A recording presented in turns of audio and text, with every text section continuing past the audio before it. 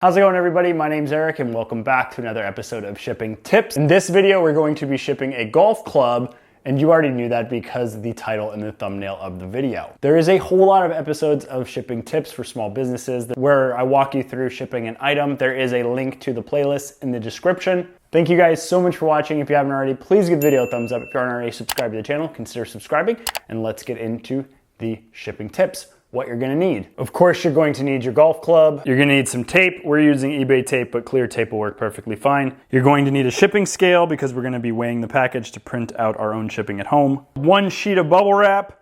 We're gonna use some tissue paper. We're going to use one 1098 priority mail box, and we're gonna use one 1098 priority mail S box.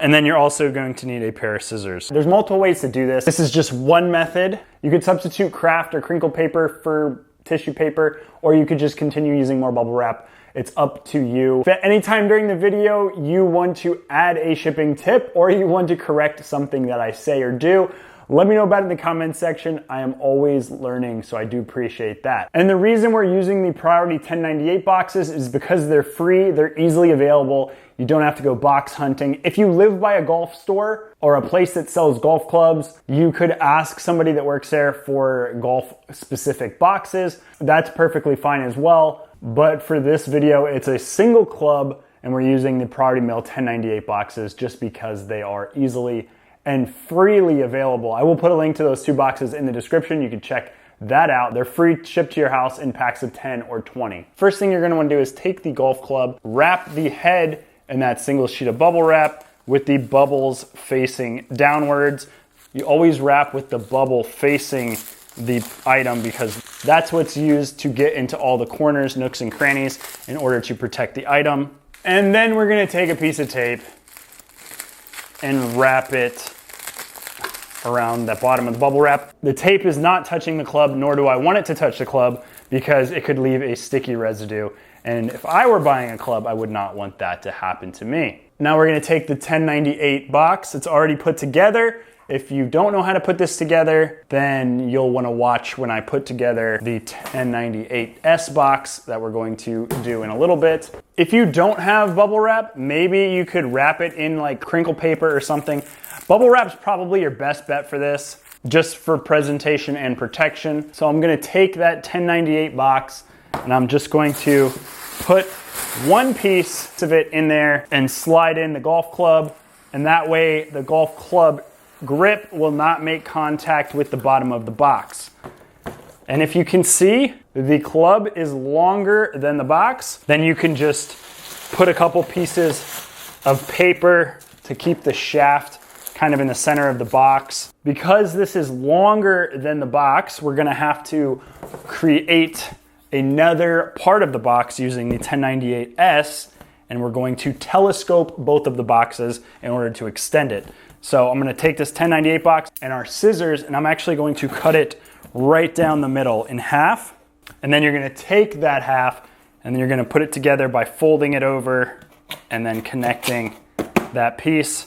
And then we're gonna make the end by folding these in and then folding this tab in as well. Now I'm gonna take a couple more pieces of this tissue paper, put it in there to just give it a little bit of something between the surface and the club head.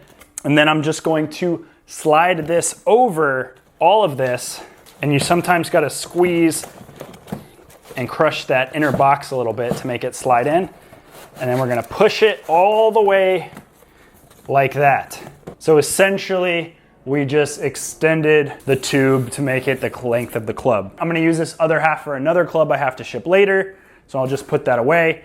And then I'm gonna take the tape and we're gonna wrap it right along that seam. Another piece of tape, put it on that end. You don't want that end popping open. Put another piece along each of the tabs where it folds over, and then put one final piece on the last end of the box. The club should not move when you shake it. It should be pretty solid and sturdy.